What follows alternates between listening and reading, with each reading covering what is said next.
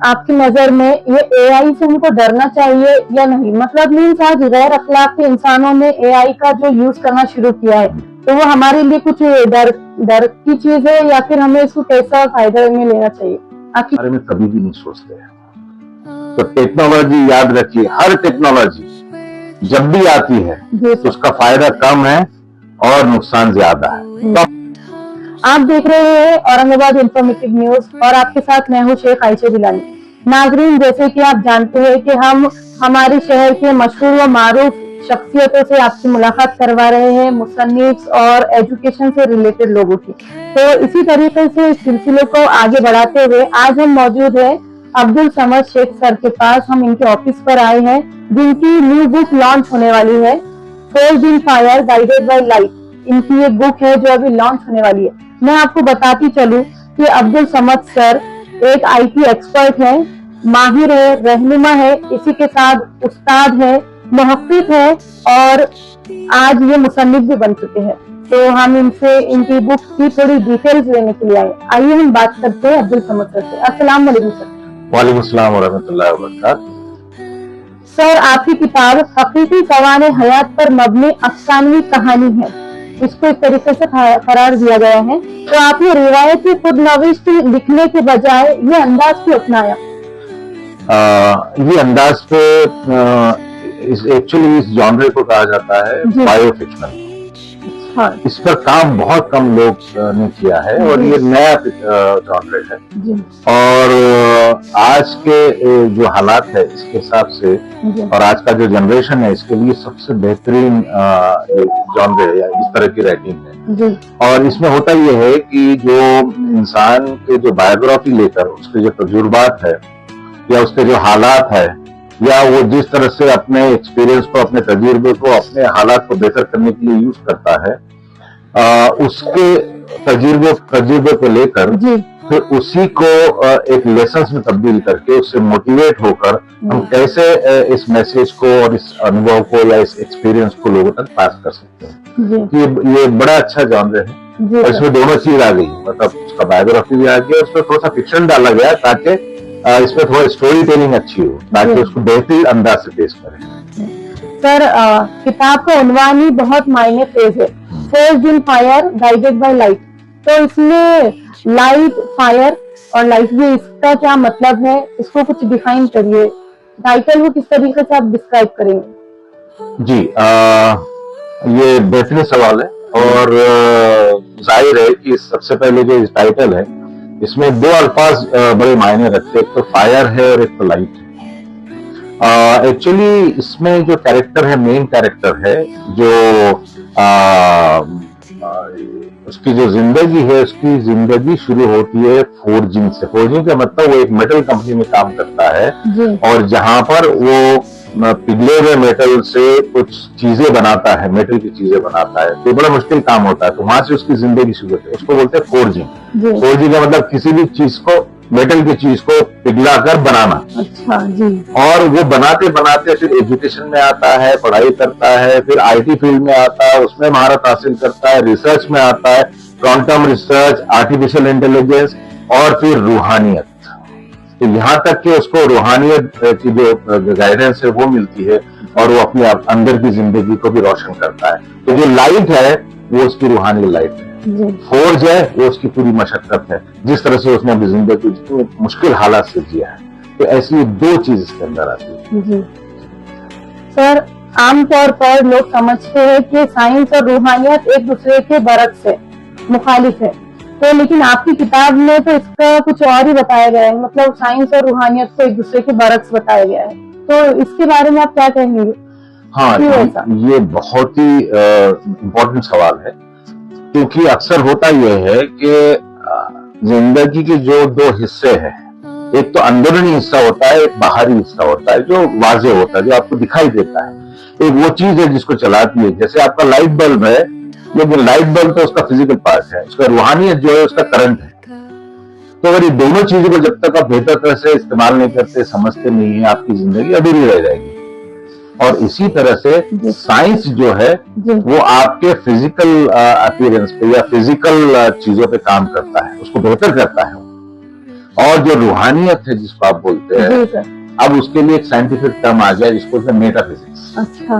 Metaphysics का मतलब होता है फिजिक्स के बाहर, अच्छा। उसको छोड़कर बाकी चीजें, उसका मतलब रूहानियत।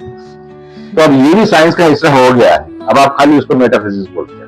तो दोनों चीजें, अगर करंट बरोबर है तो बल्ब बरोबर चलेगा, अगर करंट में स्पाइक आ रहा है तो बल्ब उड़ जाएगा आपका। तो उसी तरह से अगर रूहानियत आपके बैलेंस नहीं है तो आपकी जिंदगी में सारे जो आपके अमाल होते हैं, आपके जो बिहेवियर होते हैं, जिस तरह से डील करते हैं, वो सारी चीजें बिगड़ जाती है। तो ये दोनों चीजें आज के डेज में अब ऐसा मुखालिफ नहीं रही। ये इवन साइंटिस्ट जो साइंटिस्ट है ये भी अब उसको एक साथ लेकर चल रहे हैं। अब खाली इसका नाम हो गया physics, metaphysics. Sir Abdul Samad sir से हमारा एक और क्वेश्चन है, क्या कोई शख्स अंदरूनी शऊर के बगैर भी हकीकी कामयाबी हासिल कर सकता है? इसमें आपकी क्या राय है, आप क्या मशवरा देना चाहेंगे? आयशा साहिबा, ये बड़ा ही अच्छा सवाल है और इसको समझना बहुत ज्यादा जरूरी है। जी सर। क्योंकि आप अगर पूरा हिस्ट्री देखिए आप, और सक्सेसफुल लोगों की अगर बायोग्राफी आप पढ़ेंगे तो आप देखेंगे कि जो फिजिकल दौर में सक्सेसफुल है वो रूहानी तौर पर अगर टूट जाते हैं तो वो सक्सेस किसी काम की नहीं होती, क्योंकि दोनों चीजें उतनी जरूरी है। हाँ, एक चीज ये बात है कि बाहरी सक्सेस आपको दिखाई देती है इसलिए आप उसको सक्सेसफुल बोलते हैं, लेकिन अंदर ही जो उनका फेलियर है वो दिखाई नहीं देता। तो मुकम्मल तो आपको अंदर से भी मजबूत होना है, सक्सेसफुल होना है, और बाहर से भी होना है। तो अंदर से सक्सेस होने के लिए रूहानियत, बाहर से सक्सेस होना है तो फिर आपको लीडरशिप है, आपको दुनियावी जितने भी हुनर है, साइंसेस है। सर आपने कई दहाइयां इंफॉर्मेशन टेक्नोलॉजी के इसमें गुजारी है सर, इसी फील्ड में, तो आपके ख्याल में टेक्नोलॉजी ने इंसान को ज्यादा बिजी कर दिया है या फिर इसको और बेहतर बनाया है? ये सवाल तो आज की बहुत जरूरत है। जी सर। और टेक्नोलॉजी में हमेशा हमको क्या लगता है कि टेक्नोलॉजी हमारी बेहतरी के लिए आ गई, ये बात सही है। जी सर। लेकिन असल में ये मैं रिसर्च का डेटा बता रहा हूं आपको, टेक्नोलॉजी में 70%, 70% वो कैपेसिटी होती है, वो पावर होता है जो आपको तबाह करता है, आपको नुकसान पहुंचाता है, और 30% उसमें वो कैपेसिटी होती है, वो ताकत होती है जो आपको बेहतर करती है। अच्छा, जो एडवर्टाइज होता है वो सिर्फ 30% का होता है जी। लेकिन जो 70% हो रहा है, क्योंकि वो एडवर्टाइज नहीं हो रहा है, वो शायद आपको पता भी नहीं है, तो आप उसके बारे में कभी भी नहीं सोचते हैं। तो टेक्नोलॉजी याद रखिए, हर टेक्नोलॉजी जब भी आती है तो उसका फायदा कम है और नुकसान ज्यादा है। तो आप करेंगे क्या? आपको करना यह है कि सिर्फ 30% पे कॉन्सेंट्रेट कीजिए। आप 30% को ही लीजिए और 70% से बचिए, और उसी को मुद्देनजर रखते हुए इस किताब में वो सारी चीजें बताई गई कि किस तरह से आपकी जिंदगी को असर करता है। जी सर। सर आज इंफॉर्मेशन टेक्नोलॉजी पूरी दुनिया बदल रहा है, तो आपकी नजर में ये एआई से हमको डरना चाहिए या नहीं? मतलब मीन्स आज गैर अखलाकी इंसानों ने एआई का जो यूज करना शुरू किया है, तो वो हमारे लिए कुछ डर की चीज है या फिर हमें इसको कैसा फायदा में लेना चाहिए? आपकी क्या राय रहेगी इस पर? आयशा, ऐसा है, टेक्नोलॉजी कोई भी है, कोई भी हुआ, आपको सबसे पहले तो उससे डरना चाहिए, फिर उसको समझना चाहिए और उसके बाद उसका इस्तेमाल करना चाहिए। अगर आप उसको समझे बगैर या उसको बगैर जाने बगैर डरे आप एकदम से ऐसे यूज करें कि हमारे बेनिफिट के लिए आया, तो आप सबसे ज्यादा नुकसान उठाएंगे उसका। और जहां तक एआई है, तो एआई एक सॉफ्टवेयर है और ये जरूरी है, इसमें कोई शक नहीं, लेकिन ये सबसे ज्यादा नुकसान पूरी दुनिया को पहुंचाने वाला है। और अभी तक जितनी भी टेक्नोलॉजी थी इसने इतना नुकसान नहीं पहुंचाया। क्यों? क्योंकि वो टेक्नोलॉजी इंसान के कंट्रोल में थी, मतलब इंसान उसको हुक्म देता या यूज करता, इस्तेमाल करता तो टेक्नोलॉजी होती। एआई पहली बार आया, खास करके एजेंटिक एआई है या एआई एजेंट्स है, ये आपके हुक्म के बगैर काम करेंगे, वो अपने खुद के डिसीजन लेंगे। टेक्नोलॉजी यूज करने का, इस्तेमाल करने का डिसीजन आप लेते थे, अब ऐसा नहीं होगा। आपकी जिंदगी का डिसीजन एआई लेगा। अगर वो होता है तो सुसाइडल है, मतलब आप आत्महत्या कर रहे हैं समझ। अब उससे आपको बचना है और पूरी दुनिया इसके लिए बहुत फिक्रमंद है और उसी के लिए ये जो अखलाक है और एथिक्स है जो इस किताब में खास करके उसमें तवज्जो दी गई है उसकी से। सर आपकी किताब में 17 माइंडफुलनेस मेडिटेशन रखे गए हैं। आपकी बुक में हर उसके बाद एक पार्ट है उसका, मेडिटेशन का चैप्टर है। तो सर इसकी क्या वजह है कि आपने इसमें मेडिटेशन रखे हैं, उसकी कुछ बताइए मेरे से। जैसे मैंने आपको पहले ही बताया कि आपके दो हिस्से हैं, एक वो जो अंदरूनी हिस्सा जो दिखाई नहीं देता, जी सर, वो कुव्वत वो ताकत जो दिखाई नहीं देती, और दूसरा जो है बाहरी हिस्सा जिसके लिए आप बेहतर काम कर रहे हैं। ये बिल्कुल वैसे ही है। आपको अगर फिजिकली फिट रहना है तो आपको जिम चाहिए, योगा चाहिए, ये सारी चीजें आपके, फूड चाहिए, अच्छा खाना चाहिए, डाइट चाहिए। इसके बारे में तो आपके पास बहुत सारे साइंसेस है, आप इस पर बहुत ज्यादा काम करते हैं, लेकिन रूहानी तौर पर आपको मजबूत कौन करेगा? उसके लिए मेडिटेशन होते हैं, मुराकाबाज ये होते हैं, ये आपके रूहानी लेवल को बढ़ाते हैं, आपके एनर्जी लेवल को। ऐसा समझिए आप कि इलेक्ट्रिसिटी है, तो उसका वोल्टेज है, उसका एम्पियर है, उसको कौन कंट्रोल करेगा?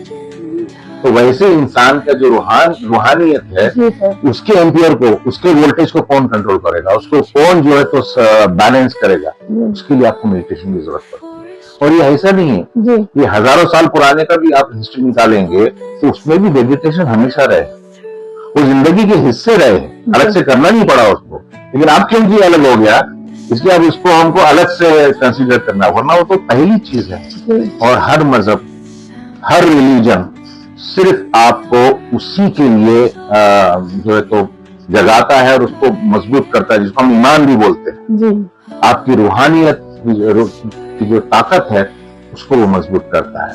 अब इसको एक मॉडर्न नाम है उसका, मेडिटेशन। तो इसीलिए मैंने चाहा कि अगर ये हम इस बुक में जो प्रोडिजी है या जो मेन कैरेक्टर है, वो कैरेक्टर अगर जिस हालात से गुजर रहा है तो वो ठीक कैसे करेगा? तो पहले रूहानी तौर पर मतलब मेडिटेशन, फिर वो जिस्मानी तौर पर ठीक करेगा।